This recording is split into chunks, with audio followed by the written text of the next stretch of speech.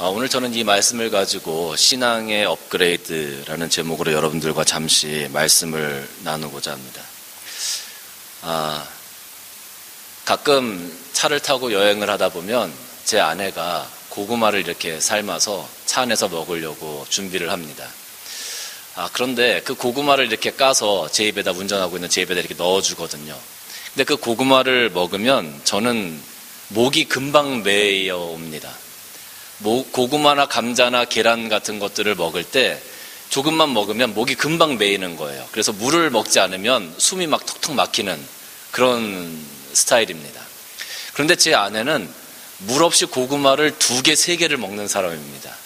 감자도 잘 먹고요. 계란 노른자도 물 없이 굉장히 잘 먹습니다. 저는 조금만 먹어도 막 목이 메이는데 제 아내는 전혀 저와 다른 스타일의 사람인 거예요. 제가 그걸 보면서 항상 속으로 하는 생각이 있습니다. 독하다, 독해. 어떻게 물도 먹지 않고 저 고구마를 삼킬 수 있을까? 저는 그것이 이해가 되지 않는 겁니다. 저는 물을 먹지 않으면 고구마가 넘어가지 않는 사람이니까요. 물은 생명에 있어서, 우리 인생에 있어서 사람이 살아가는 데 있어서 굉장히 중요한 역할을 합니다. 사람 몸의 약 70%가 물이라고 하지요. 사람이 먹을 것을 먹지 않고는 약 40일 정도를 생존할 수 있다고 합니다. 그런데 물을 먹지 않고는 약 7일 정도밖에 생존하기가 어렵다고 그래요. 오늘 여기 이스라엘 백성들이 출애굽을 한 다음에 하나님께서 이끄시는 대로, 오늘 여기 1절 말씀 보니까 이스라엘 자손이 온 회중이 여호와의 명령대로 신광야를 떠나 그 노정대로 행하여 르비딤의 장막을 쳤으나 백성이 마실 물이 없었다라고 기록하고 있습니다. 물은 사람에게 있어서 굉장히 중요한 부분인데, 또 이 광야 생활을 하면서 이스라엘 백성들에게 굉장히 중요한 부분이었는데, 하나님의 여정을 따라서, 하나님의 노정을 따라서 계속 이스라엘 백성들이 순종하면서 왔는데, 그리고 하나님께서 이끄시는 곳에 이르렀는데 물이 없는 거예요. 기독교인들 대부분의 사람들은 우리가 어떻게 생각하냐면, 하나님께서 이끄시는 대로 우리가 그 길을 따라 나아가면 하나님께서 항상 모든 것들을 준비하시고 형통케 하시고 예비하실 거다라는 생각을 가지고 나아갑니다. 그것이 믿음이라고 생각하고 그런 기대 때문에 하나님을 따라 나아가는 사람들이 굉장히 많아요. 그런데 우리가 하나님께서 인도하시는 대로 우리들의 발걸음을 옮겨 나아가더라도 때로는 하나님께서 준비하신 고난과 어려움에 직면할 때가 있습니다. 하나님은 여러 가지 이유 때문에 우리를 시험하시기도 하고 우리를 훈련시키시기도 하고 또 우리에게 복을 주시기 위해서 여러 가지 이유 때문에 우리 앞에 고난이라는 것을 놓아두게 되시죠. 그런데 하나님의 뜻대로 우리가 나아갔는데 왜 우리 앞에 고난이 있습니까? 왜 내 삶이 이렇게 힘듭니까? 라고 하나님께 원망하고 불평하는 사람들이 굉장히 많죠. 오늘 여기 이스라엘 백성들도 그랬습니다. 이스라엘 백성들이 출애굽할 때, 그리고 하나님께서 홍해를 가르실 때, 애굽 백성들이 추격해 올 때, 많은 광야에 있는 족속들과 전쟁을 할 때 하나님께서 많은 기적을 베풀어 주셨어요. 하나님의 뜻대로 하면 우리의 삶은 형통할 것이다. 저 가나안 땅에 들어가는 그 순간까지 하나님의 인도하심을 따라서 우리는 평안한 가운데 그 길에 들어갈 수 있을 것이다 라고 이스라엘 백성들은 기대했습니다. 그런데 오늘 여기 르비딤에 이르렀는데 물이 없는 거예요. 난리가 났습니다. 오늘 여기 2절 말씀 보니까 백성이 모세와 다투어 이르되 우리에게 물을 주어 마시게 하라. 모세가 그들에게 이르되 어찌하여 나와 다투느냐, 어찌하여 너희가 여호와를 시험하느냐. 모세도 어떻게 할 수 있는 방법이 없었어요. 하나님께서 그 모든 것들을 준비해 주셔야만 하는 거고, 모세도 어떻게 보면 하나님께서 하라고 하니까 한 거고, 가라 하니까 간 사람이에요. 하나님 말씀에 순종해서 여기까지 온 거죠. 이 문제를 해결할 만한 능력이 없었습니다. 사람들이 더 모세를 향하여 소리치기 시작합니다. 3절 말씀 보니까 거기서 백성이 목이 말라 물을 찾음에 그들이 모세에 대하여 원망했다 그랬습니다. 그리고 당신이 우리를 애굽에서 인도하여 내어서 우리와 우리 자녀와 우리 가축이 목말라 죽게 하느냐, 모세를 향하여 막 원망하기 시작합니다. 네, 사랑하는 성도 여러분, 한번 잘 생각해 보세요. 우리와 우리 자녀와 우리 가축이 목말라 죽게 하느냐, 차라리 우리가 애굽에서 죽었던 것이 낫지 않았느냐, 이런 말이 여기 있는 거예요. 우리가 신앙생활을 하고 우리가 삶을 살아가면서 어려운 일에 직면하게 되어지고 고난 가운데 직면하게 되어지면 많은 사람들이 말버릇처럼 하는 것 중에 하나가 뭐냐 하면 아유, 이렇게 살면 뭐야, 차라리 죽는 게 낫지. 그렇게 불평을 해요. 우리가 지금까지 살아오면서 이런 불평을 한 번쯤은 다 해보지 않았을까 하는 생각이 듭니다. 아유, 이렇게 어렵게 살아서 뭐해, 차라리 죽는 게 낫지. 부부간에 큰 다툼이 있었을 때는 어떻습니까? 아유, 이렇게 살아서 뭐해, 차라리 안 사는 게 낫지. 이런 생각들을 사람들이 하면서 이야기를 한다는 거예요. 그런데 정말 한번 곰곰이 생각을 해봤어요. 그렇게 말씀하시는 분들이 정말로 죽음의 위협 앞에 딱 섰을 때 정말로 그 죽음을 의연하게 받아들일까? 그분들이 과연 그 죽음을 의연하게 받아들일 수 있을까? 아니요. 대부분의 사람들은 살고자 발버둥을 치는 게 바로 본능입니다. 우리 한국 사람들이 하는 3대 거짓말이라는 게 있죠. 첫 번째가 뭡니까? 아마 여러분도 다 아시겠죠. 장사하는 사람이 이거 밑지고 파는 거예요. 이거 첫 번째 거짓말. 노처녀가 나 시집 안 가, 그러는 거 거짓말. 그리고 연세 많이 드신 분이 아유, 나이 들면 죽어야지 하는 거 거짓말. 아마 이 이스라엘 백성들도 아유, 여기서 차라리 죽는 게 나, 이렇게 목마르고 살 수도 없고 하나님의 뜻을 쫓아서 살아간다고 했는데 이렇게 고통이 오고 고난이 오니까 차라리 다 포기하고 죽는 게 나. 아마 이들도 이런 식의 이야기를, 이런 식의 불평을 모세에게 했었던 것 같습니다.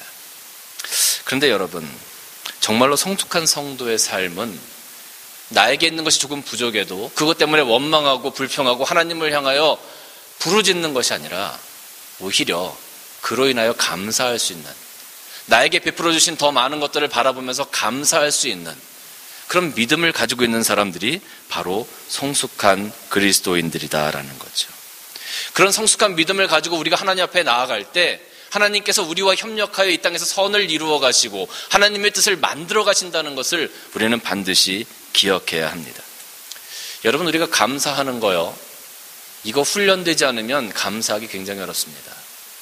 우리가 입버릇처럼 감사해야 돼. 목사님들도 항상 설교하면서 여러분 어떠한 상황이든지 감사하십시오 이렇게 얘기합니다. 그런데 여러분, 감사하는 거 쉽습니까? 좋을 때는, 나에게 뭔가 허락되었을 때는, 하나님의 은혜가 충만할 때는 우리가 얼마든지 감사할 수 있어요. 그런데 내 상황 가운데 어려움이 옵니다. 고난이 옵니다. 고통이 옵니다. 좌절되어지고 낙심되어지는 일들이 있습니다. 마음이 아픈 일이 있어요. 인간관계가 깨어지고 내가 가졌던 것들을 잃어버릴 때가 있습니다. 정말로 내가 관여하지도 않은 것 때문에 내가 고통당할 일들이 너무나 많이 있습니다. 내가 하나님 앞에서 신앙을 지켜나가고 믿음을 지켜나가려고 바둥바둥 애쓰는데 내 마음대로 되지 않을 때가 있습니다. 하나님, 제가 이렇게 하나님 앞에서 믿음 지켜나가려고 하는데 왜 이렇게 힘이 듭니까? 왜 이렇게 해결이 안 됩니까? 그런 어려움이 우리 삶 가운데 들어올 때가 있습니다. 그럴 때 여러분, 과연 감사할 수 있겠습니까? 참 어려운 문제입니다. 그래서 제가 여러분에게 감사는 훈련입니다라고 말씀드리는 거예요. 훈련입니다. 감사의 훈련이 되어 있지 않은 사람들은 절대로 그런 고통과 어려움 가운데 감사할 수가 없게 되어지는 거죠. 여러분, 야구를 보면 야구를 할 때 4번 타자가 제일 이 공을 잘 치는 사람입니다. 4번 타자. 그래서 그 팀의 4번 타자 그러면 그 사람이 제일 아마 몸값도 많이 받을 거고 제일 유명하고 제일 공을 잘 치고 타율도 높은 사람이 4번 타자가 되어집니다. 그런데 4번 타자들을 가만히 보면 대부분 몸이 조금 이렇게 퉁퉁하니 몸이 굉장히 좋아요. 4번 타자들이. 그런데 감독들이 보면서 너 몸이 괜찮으니까 너 4번 타자 해, 이렇게 시키겠습니까? 그게 아니란 말이에요. 그 사람이 4번 타자의 자리에 서기까지 얼마나 많은 훈련을 했겠습니까? 야구 선수들 이야기를 들어보면 매일 2,000개씩 3,000개씩 타율을 놓고 방망이를 휘두르는 타격 훈련을 한답니다. 자세 훈련을 한답니다. 또 근력을 키우기 위해서 얼마나 훈련을 많이 하는지 모릅니다. 여름에 겨울에 날이 춥든 덥든 쉬지 않고 끝까지 자기의 그 위치를 지켜나가기 위해서 계속되는 훈련을 한답니다. 때로는 지치고 힘들고 쓰러지고 그렇다 하더라도 포기하지 아니하고 그 훈련을 계속한답니다. 그렇게 해야 그 자리를 지켜나갈 수 있는 거죠. 그렇게 해서 훈련하게 되어지면 처음에는 그 훈련이 굉장히 힘들지만 나중에는 조금씩 자기의 타격 자세가 임프루브 되어지고 자기의 감각이 깨어나는 것을 느낄 수 있게 된다고 그래요. 그래서 이 4번 타자가 타석에 딱 들어서게 되어지면 공이 저기서 날라올 때 내가 내 뇌가 반응을 해서 공을 쳐야 되겠다, 좋은 공이 오는구나, 그것이 아니라 내 몸과 내 감각이 먼저 반응해서 그 공을 치게 된다는 거예요. 그것이 훈련의 결과라는 거죠. 여러분, 우리 국민체조라는 거 다 아시죠? 아마 여기 이제 청소년들은 잘 모르겠지만 여기 계신 분들은 대부분 국민체조라는 거를 아실 거예요. 예전에 우리 초등학교 다닐 때, 중학교 다닐 때 국민체조 시작! 그러면 딴따단 딴딴따단 이 음악이 탁 나왔어요. 그러면 우리 다 같이 서가지고 막 팔 올리고 몸통 운동하고 막 그랬었어요. 그죠? 기억나시죠? 그런데 여러분, 제가 한번 여쭤볼게요. 여러분, 국민체조 순서 지금 다 기억나세요? 여러분 다 기억나십니까? 국민체조 첫 번째가 뭐고 두 번째가 뭐고 세 번째가 뭐고 기억나세요? 아마 여러분 한번 기억해 보세요. 그러면 대부분 기억 못 하실 거예요. 그런데 정말 재밌는 사실은 뭐냐 하면, 만약에 제가 여기서 그 국민체조 음악을, 국민체조 시작 음악을 딱 틀어놓고 딴따단따단딴딴따단따단 나오면 아마 몸이 다 반할 거예요. 몸이. 머리로는 안 되는데 우리들의 몸이 그것을 기억한다는 거예요. 몸이. 우리 초등학교 다닐 때 어릴 때 하도 많이 했기 때문에 몸이 그것을 기억해요. 머리로는 도저히 계산이 안 되는데 내 몸이 그걸 따라간다는 거죠. 이게 훈련의 결과예요. 훈련의 결과. 우리가 감사 훈련을 해야 된다는 것은 여러분 이런 거예요. 우리가 감사를 훈련해야 된다는 것은 우리들의 삶이 힘들고 어렵고 낙심되고 좌절되어지고 고통이 있고 고난이 있을 수 있어요. 우리 가정이 깨어질 수도 있고요. 내 몸이 병들 수도 있고요. 내가 가진 많은 것들을 잃어버릴 수도 있습니다. 그리고 내 마음 가운데 정말 씻을 수 없는 상처가 생길 수도 있어요. 세상 가운데 세상을 바라보면서 기쁨이 없을 수 있어요. 평안이 없을 수 있어요. 행복이 없을 수 있어요.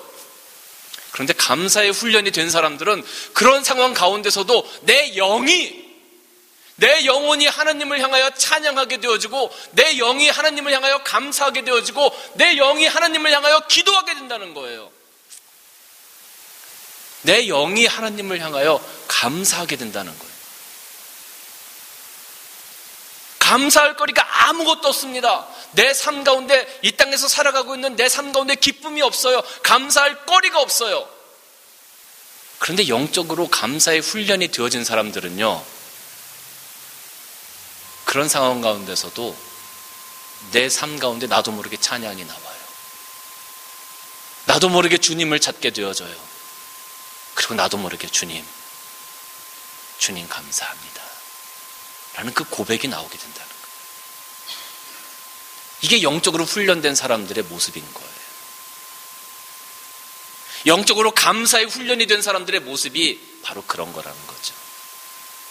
머리로는 기억이 안 돼요. 다 잊어버렸어요. 근데 음악이 나오면 내 몸이 반응하듯이 힘들고 어려운 상황 가운데 내 삶은 지쳐가고 낙심되어지고 근데 나에게는 희망이 없다, 소망이 없다라고 포기하고 싶을 때, 그때일지라도 우리가 주님을 생각하면 주님을 향한 기도가 나오고 주님을 향한 찬양이 나오고 주님을 향한 감사가 나온다. 이게 영적으로 훈련된 사람들이에요. 이게 우리들의 신앙이 이렇게 업그레이드가 되어져 가야 된다는 겁니다. 매번 교회 나와서 그냥 예배드리고 돌아가고 그냥 일주일 또 세상 가운데서 얻어 터지고 살고 그냥 또 주일날 예배 나오고 이것이 아니라 우리들의 삶이, 우리들의 신앙이 이제는 이렇게 업그레이드 되어져 가야 된다는 거예요. 힘들고 어려운 상황 가운데서도 내가 훈련되어져서 하나님을 찾게 되어지고 하나님을 향한 감사의 제목들이 넘쳐날 수 있게끔, 튀어나올 수 있게끔 훈련되어지고 업그레이드된 신앙이 이제 우리에게 필요하다는 거예요. 그래야 세상을 바꿀 수 있어요. 그래야 세상을 책임질 수 있어요. 그래야 하나님의 나라를 세워갈 수 있어요. 사랑하는 성도 여러분, 여러분들의 신앙이 날마다 이렇게 업그레이드 되어져가는 그러한 신앙이 되어지시길 주님의 이름으로 간절히 축원합니다. 아마 고난을 생각하면, 이 성경에서 고난 가운데 살았던 사람을 생각하면 아마 수가성에 있는 사마리아 여인이 아니겠는가, 그런 생각을 한번 해봐요. 수가성에 있는 사마리아 여인, 우물에 물을 길러 나왔습니다. 그때 예수님께서 거기 계셨죠. 예수님을 만났습니다. 예수님께서 그 여인에게 물을 한 컵 달라고, 한 잔 달라고 말씀하셨죠. 그 여인이, 아니 어떻게 예수님, 유대인이 저에게 물을 달라고 하십니까? 그때 예수님께서, 내가 너에게 물 달라 하는 사람이 누군 줄 알았다면 네가 나에게 오히려 물을 달라고 했을 거다. 내가 너에게 주는 물은 영원히 목마르지 않는 그런 생수다라고 말씀하셨어요. 근데 이 여인이 생각할 때는 예수님께서 말씀하시는 그게 뭔지를 몰랐던 거죠. 그래서 이 여인이 뭐라 그랬냐면, 주님, 그런 물 있으면 좀 저도 좀 주세요. 제가 다시 여기 물 들어오지 않도록. 그러니까 이 여인은 육신적인 생각을 한 거예요. 근데 예수님께서 말씀하신 그 생명의 물은 하나님의 나라를 위한 영적인 성령의 생수였던 것이죠. 예수님께서 그 여인의 아픈 곳을 건드셨습니다. 그 여인의 상처를 건드셨습니다. 내 남편을 데려오라. 주님, 저 남편이 없습니다. 그래, 예전에 5이 있었지만 지금 있는 남편도 네 남편이 아니지. 이 여인이 깜짝 놀랐어요. 아니 어떻게 그것을. 그리고 나서 예수님을 바라보면서 그 자기 가운데 있었던 상처들이 회복되어지기 시작했습니다. 그리고 그 여인이 그 다음에 고백한 말이 뭐냐 하면, 당신은 선지자십니다 라는 거예요. 선지자십니다. 그리고 나서 이 여인의 시각이 바뀌어지기 시작합니다. 어떻게 바뀌어지기 시작하냐 하면, 지금까지는 이 여인이, 여러분 왜 그 시간에, 그 정오에 이 여인이 물 들어온 시간이 보통 12시라고 저희가 성경 해석자들이 얘기를 합니다. 물을 들어오는 시간, 여인들이 물을 들어오는 시간은 보통 저녁 6시 혹은 아침 일찍 시간이에요. 근데 정오 12시에 물을 들어왔다는 것은 이 여인이 다른 사람들과 만나는 것을 꺼려했다는 거죠. 이 여인에게 남편이 5이 있었습니다. 많은 사람들이 수군댔겠죠. 이 여인은 얼마나 기구한 인생이라고 자기 인생에 대해서 원망하고 좌절하고 실망했겠습니까? 다른 사람들과 말을 섞고 싶지도 않았습니다. 만나는 것도 기뻐하지 않았습니다. 그래서 아무도 없는 12시에 물을 들어온 거예요. 근데 그때 예수님을 만났던 거죠. 예수님을 만나고 났더니 자기 마음 가운데 있었던 상처, 좌절, 실망, 이 모든 것들이 치유되었어요. 그리고 나서 이 여인의 시점이, 이 여인의 관심이 옮겨져 가기 시작합니다. 어떻게 옮겨져 가게 됐냐 하면, 주님, 많은 사람들은 예배 드릴 때가 예루살렘이라 그러고 사마리아라 그러는데 우리가 예배 드릴 곳이 어딥니까?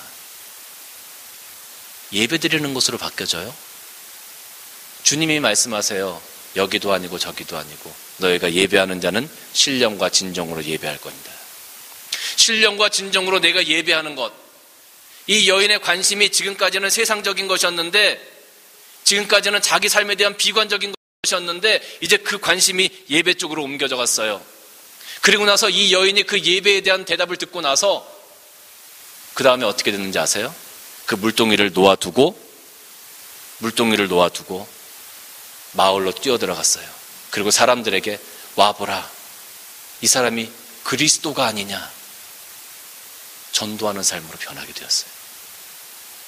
여러분, 신앙의 업그레이드가 점점 되어져 가고 있죠.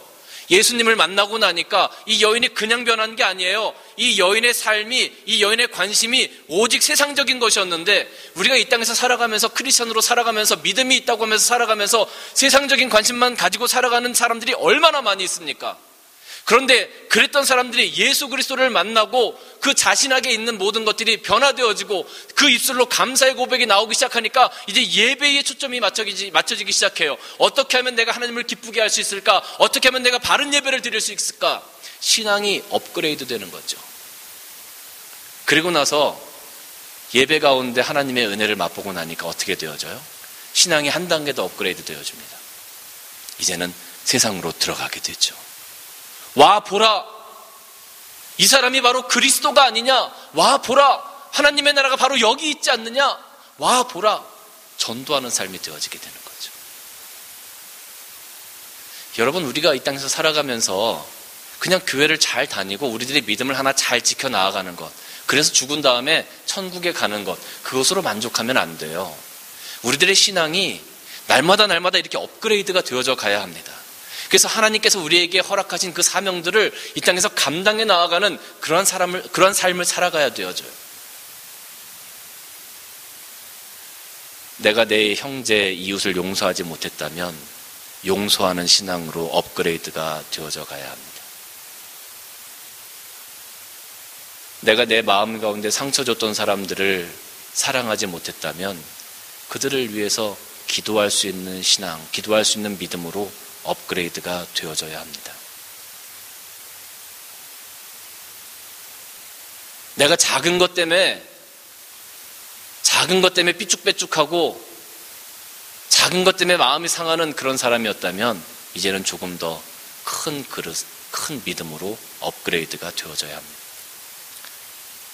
이 땅에서 빛과 소금 된 삶으로 살아가도록 우리의 신앙이 이제 업그레이드가 되어져야 합니다.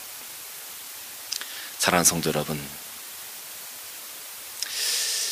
저는 여러분의 삶이 그냥 작은 그릇으로 이렇게 남아있기를 원치 않습니다. 여러분들이 신앙생활 하시면서 매일매일 그 신앙의 그릇이, 믿음의 그릇이, 믿음의 지경이 매일매일 넓혀져 가시기를, 업그레이드 되어져 가시기를 주님의 이름으로 간절히 축원합니다.